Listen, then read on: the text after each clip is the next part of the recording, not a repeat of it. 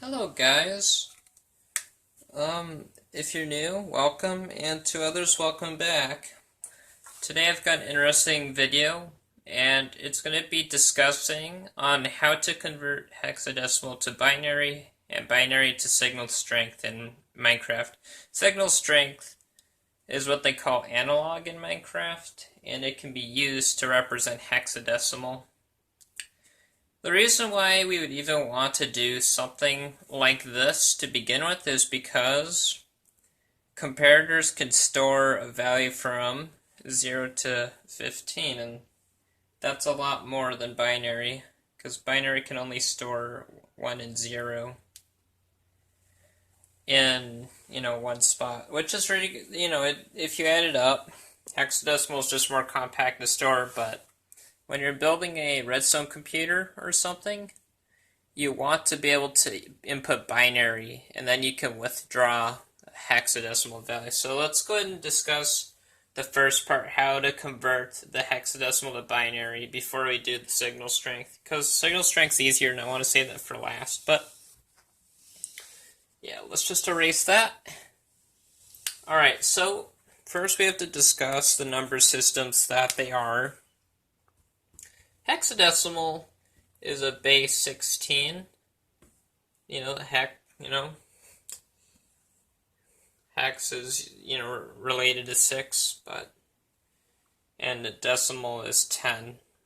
Therefore, it's base 16. Binary has bi, which means 2, and it's a base 2 system, which is just 1 and 0 in our case. So we're trying to overcome the challenge of converting this number system into a lower number system like that. So the first step we're going to take into this is we're going to actually look at what binary is. Hexadecimal, it's just 0 through 15, but in computers it's 1 to 9 and then A to F. So, whatever. Let's go ahead and take care of binary. When you store hexadecimal numbers, we usually use nibbles, and that's just 4 bits. 8 bits is a byte. But, let's just go ahead and write it down. So 1, 2, 4, 8. So what does this mean exactly? Well, in binary, this is exactly how we read out a value. If I had a 1 and a 0, there's a 2 above the 1, therefore it's 2.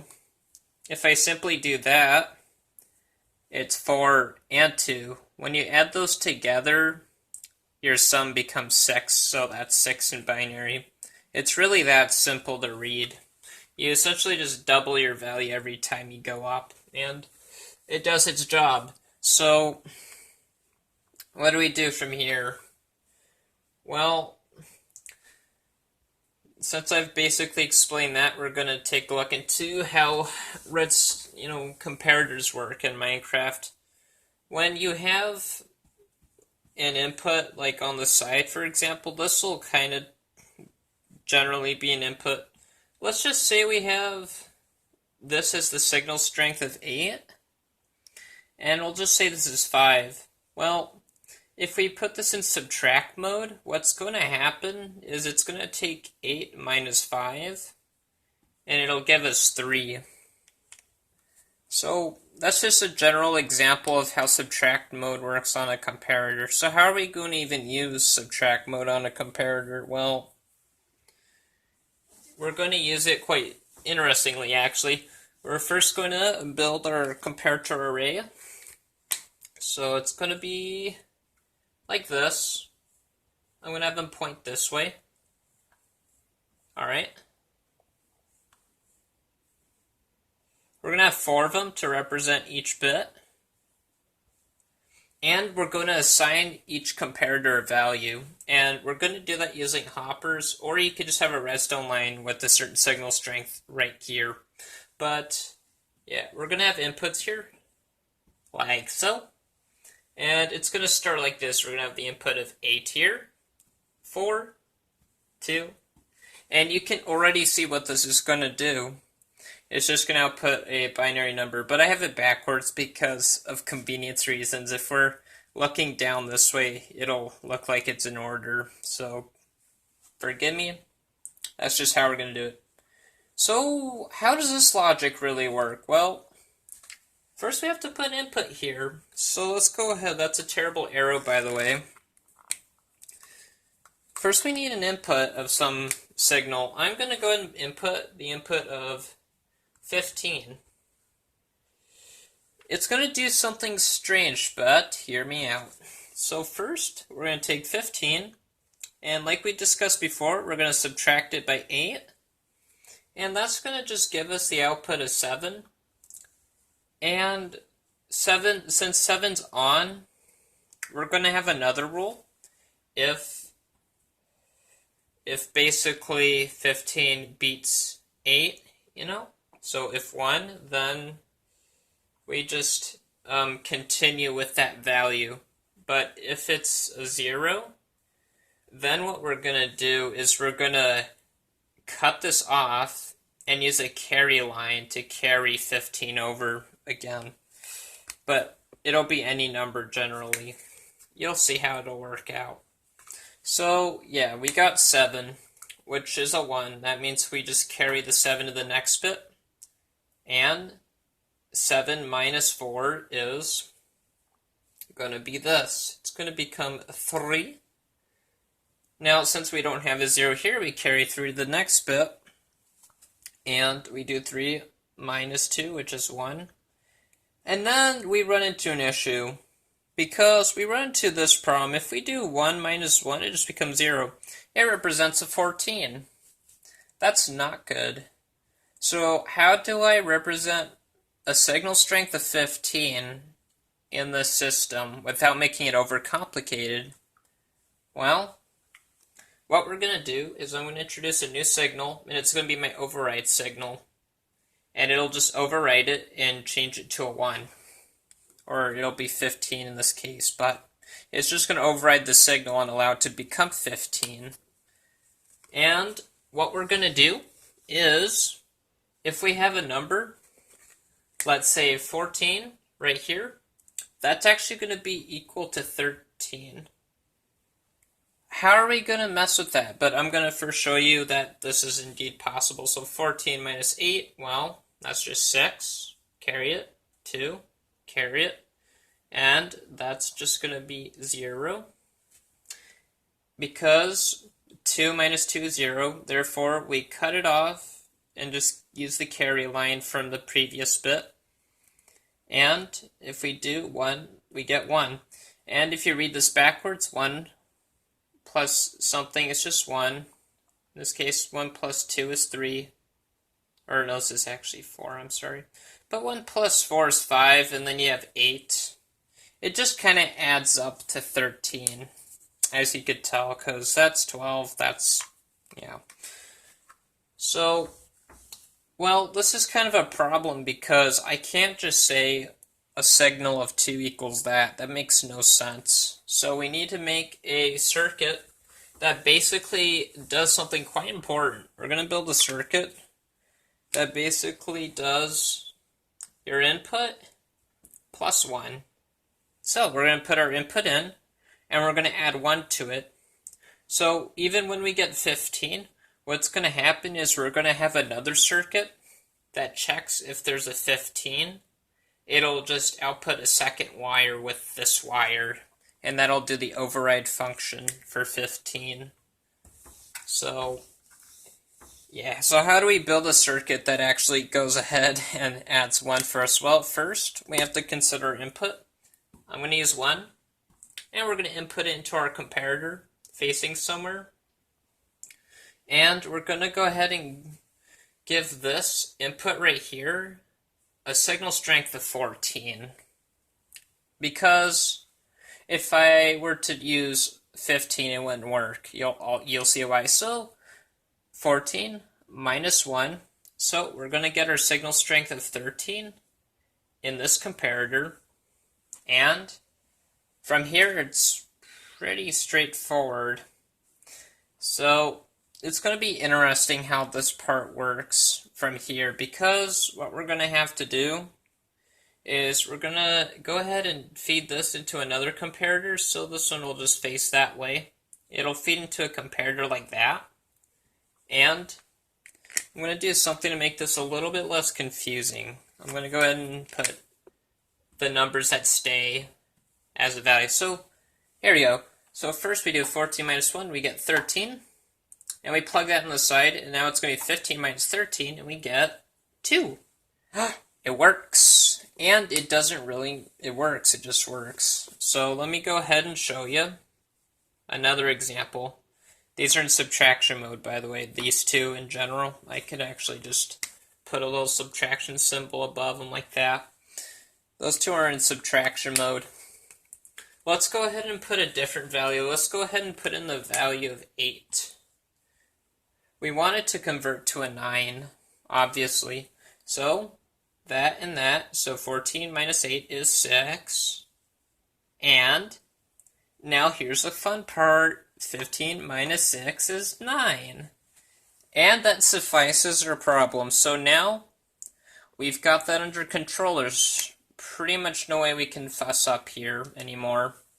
And just as I said, if we put a 15 in there, I'll just show you what 15 will do to this wire, of course, because I'm sure you want to know what it'll do if we just put 15 in. It's going to go ahead and change this right here to a 1, and then when you plug that in, it becomes 14. But yeah, as I said, if we have a 15, we're going to have another comparator peeping off of here with another 15 to check, because 15 is a max value.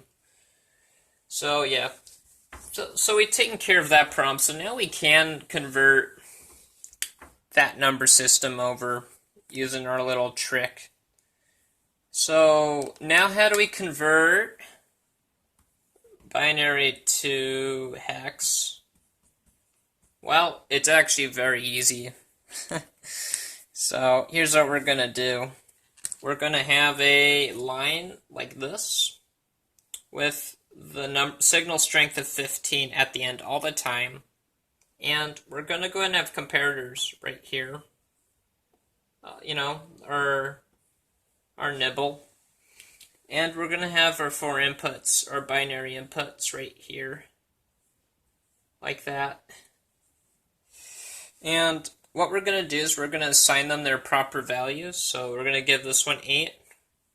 Oh, that's not a good 8. 4, 8, 2, and 1. Kind of like that. And now if we were to input, let's say, the number 5, which is literally just this, we can do a little experiment. So 15, and these are all in subtract mode.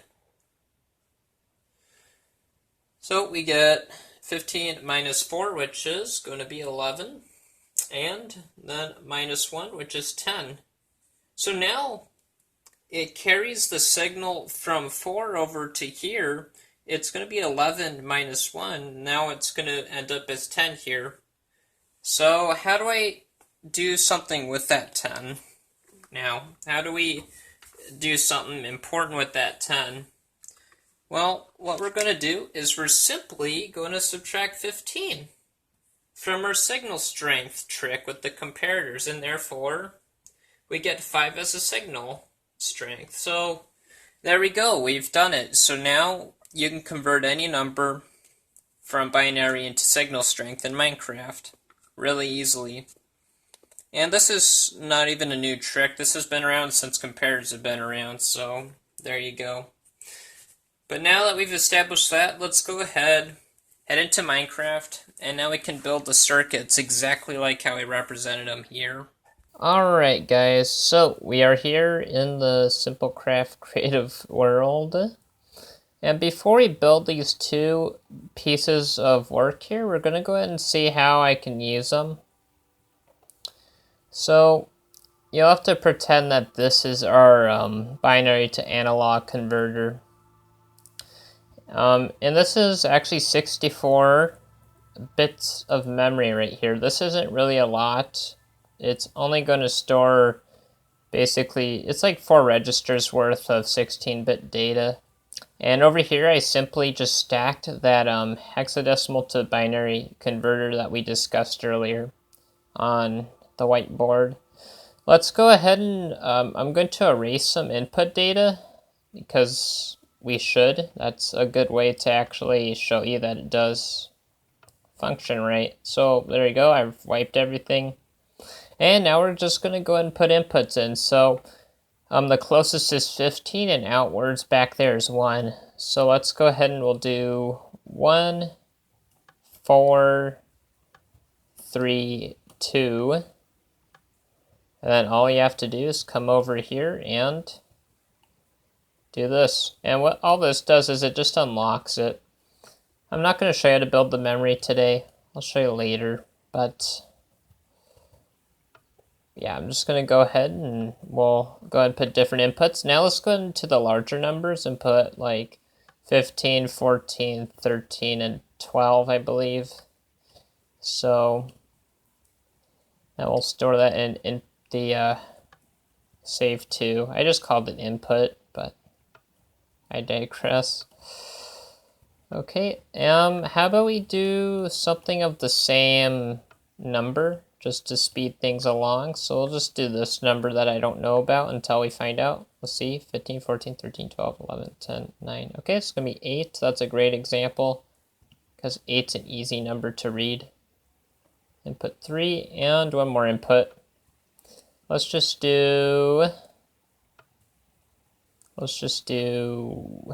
1, 2, 3, 4, 5, 6, 7, 7, 7, 7, 1. Yeah, there we go. I don't know if that was 7 or not, but we'll find out. All right, so I've inputted everything, and we're about to find out if it reads properly. So yeah, this is the cell that adds 1, and also here's our override. It only overrides if the power is stronger than 14, so that's a pretty simple trick you can use.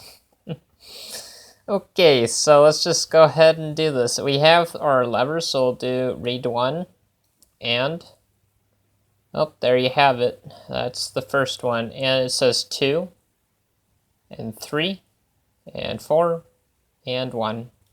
Yeah, and that's what we put. And now if I unlatch this and latch this, this essentially just locks and unlocks certain parts so we can read certain sections. It's really simple. All right, 15, 14, 13, and 12, like we saw before in the hexa memory.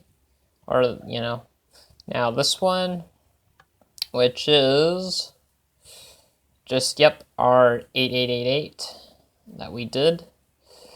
And one more simple one for the boys. This should be 777. Yep, 7771. Perfect. So there you go. It read. Obviously, the outputs are backwards, and I'll show you why. If I just look at it from this angle, now it's in proper order. So it just works out better for me. All right, so now that we've established that the part here indeed works, we're now going to build it. Before we build it, I'm going to show you what I've prepared. We have hoppers with numbers on them. These represent the signal strengths, and I'm going to show you what each signal strength is. So 8 is going to be 2 diamond swords, or any unstackable item with 32 concrete roughly. 1 diamond sword, 16 blocks, 23 exactly for 2, and for 1, just 1, obviously. So be sure to set up some hoppers in your hotbar. Kind of like that, you just use MBTs, or in survival, if you do build in survival, you just fill them. So there you go. Right, so let's go ahead and build this circuit. This is the cool circuit that takes our redstone strength and converts it into binary. It is a little bit on the large side, but it's really easy, and I'm sure you guys are very smart enough to compact it further. So let's go ahead and just do this.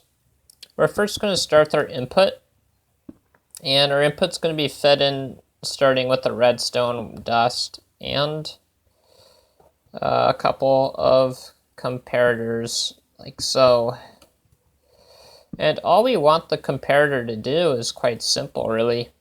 Like we've discussed in the logic, if the number is indeed a 1, it's going to lock the top, and it's going to allow the number to flow through. So it'll essentially just stay like this, quite simply. So got our dust, our two comparators, and then our third one is going to be the carry line. And let's go ahead and just get a different block to help us a little bit from here. So we're going to go ahead and just do this. And something that we need to do every time we do that carry signals, we need to build a merge signal. And this merges any of the data from these sections here. As you can see, it'll just take data from the top or the bottom depending on what the situation is. And it redistributes it. So now we just actually repeat it, because if you see here, this is the exact same thing as that, and it's spaced 5 blocks apart. So 6 wide tileable, sort of. Minecraft music kicks right in. I love Minecraft music. Alright, let's go ahead and just go ahead and build this over again, very simply. So we've got this, and we just do this again. So every time you place 3 comparators, just do this. And then we're just going to go ahead and get our next carry section in, which is going to be, let's see, it was 2 comparators, so it was actually this line next. Yeah, even I get lost in the redstone, guys. No one's perfect. Okay, yeah, and that should be 5 blocks apart, so that's a good thing to check. So yeah, 1, 2, 3, 4, 5. Very easy. So let's just keep it going.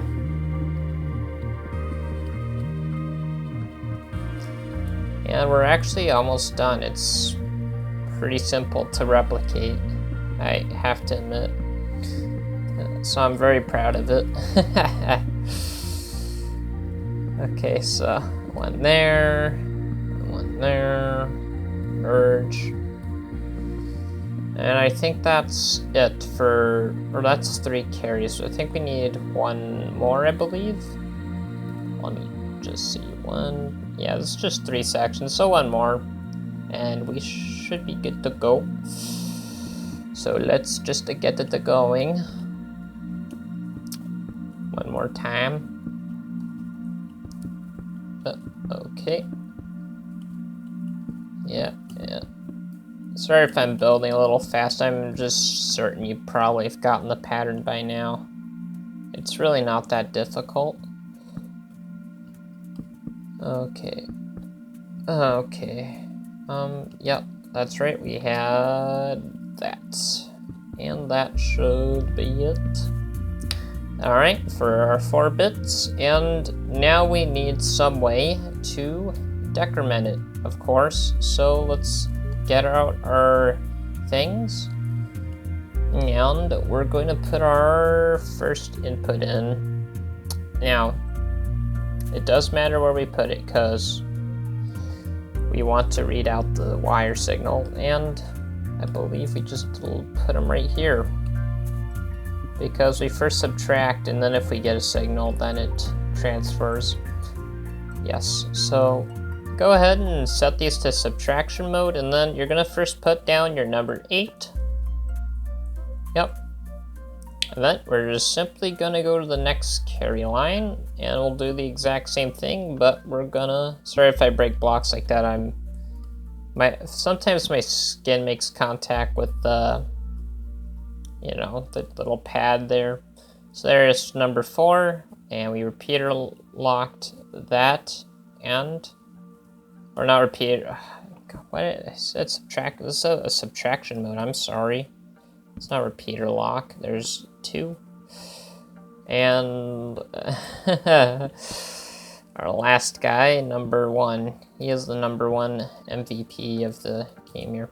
So, now we have to read the signals, and it's pretty simple from where we have to read the signals. We have to read them from this guy here. And, oh, is that right?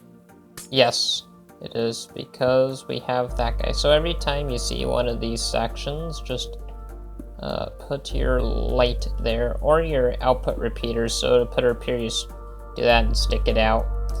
It was optional for me to just crunch the wires together into a 2x, but you don't have to do that. You can just have it like this for testing purposes. So if I put a signal 15, it should just be 14. Yep, there we go. So we know it works when that happens.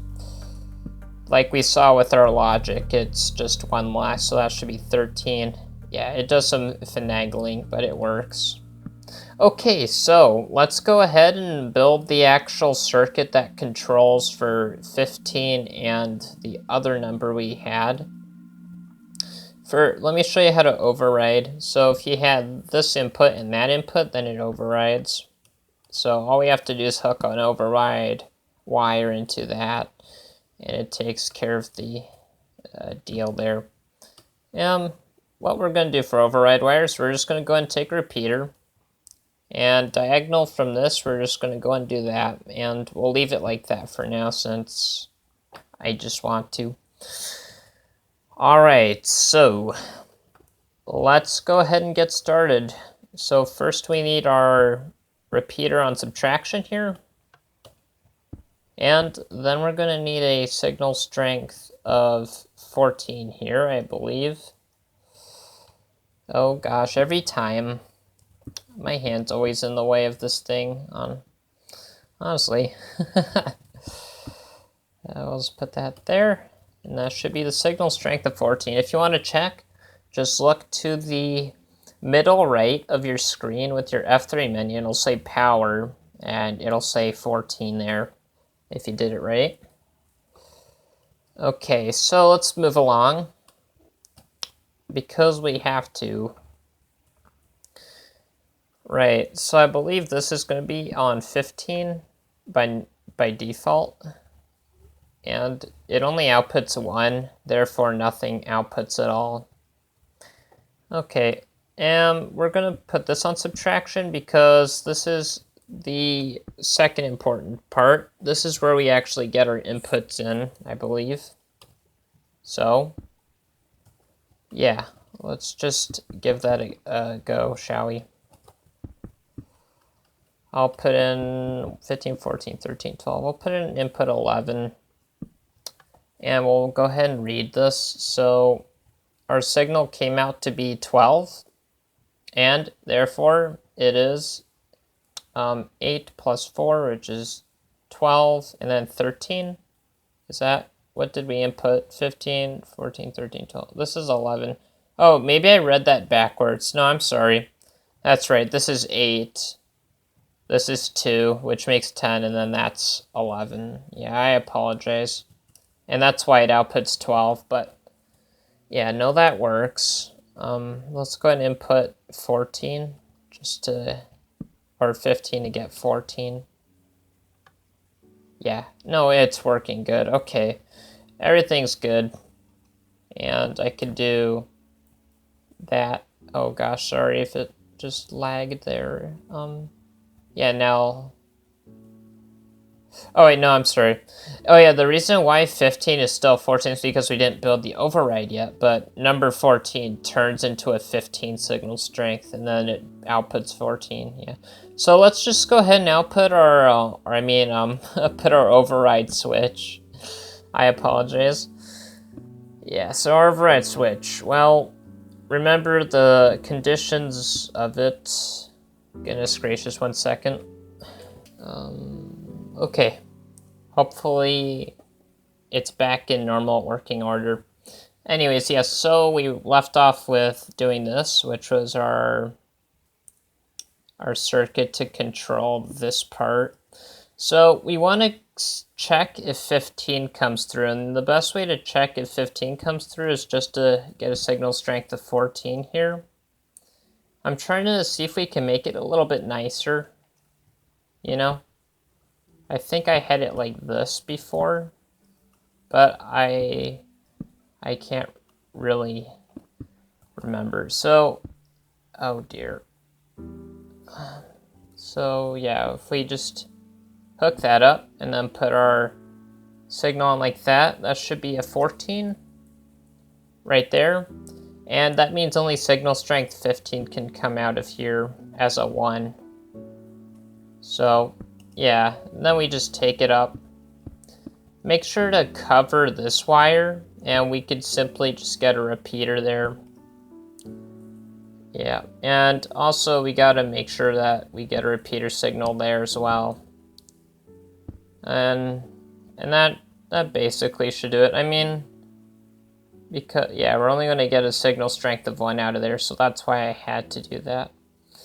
So let's see if our cancel circuit works. I'm just having a feeling it should. So 15. Yeah, we got a 15. Perfect. And if I do 14, we should just get 14. Yep, there we go. So now we've simply completed the task of doing this. So that's 13, and so on and so forth. All right, you've successfully built a decoder from redstone analog to binary. Let's go ahead and do the next section, which will be the vice versa method. Okay, fellas, it's time for the second step of the project, which is going to be making our way of getting binary into signal strength. So just go ahead and start by making a nice long platform like this. And we're going to go ahead and just get comparators 2 blocks apart, like so. And then from here, we need to go ahead and get ourselves some cool redstone. So for this part, we're going to need comparators facing into these, which will be in subtraction mode. And then, yeah, this is going to be like this, I believe. And then these wires are going to go exactly right here. And the whole purpose of doing that is just so that we can make sure that these don't interact with those. So go ahead and now put your blocks in between each of these sections. And we're going to go ahead and put blocks above our things that'll lock them sections. It's important that we actually lock it this way because we're going to have different kinds of values saved to do the decoding, of course. Alright, so now that we have this set up, wherever the arrows point, you go to the back of that, and you start the number 8, which is hopper 8. Put hopper 4 here, hopper 2, and then you're just going to put hopper 1 where this arrow, points in there. That's all the hopper stuff done. Now you can go ahead and cover up the hoppers so nothing bad happens to them. And go ahead and put levers on them as inputs. So this is going to be 8, 4, 2, and 1. And at the end of our section here, we're going to put a repeater and give it the signal strength of 15. And then for this part, we're going to simply have a comparator on subtraction with 15. So it may not look it, but it's signal strength 0 for now. But this is on. So now if I just flip the 1 switch on, you'll see that we'll get power 1. If you look to my middle right, it says power, and it indeed says 1. If I flip 2 levers to represent a 3, the power will become 3, as you can see on the right middle section. And this will be 7, and we get 7 as a power level. And then if I unflip all these and add those together, we get 9.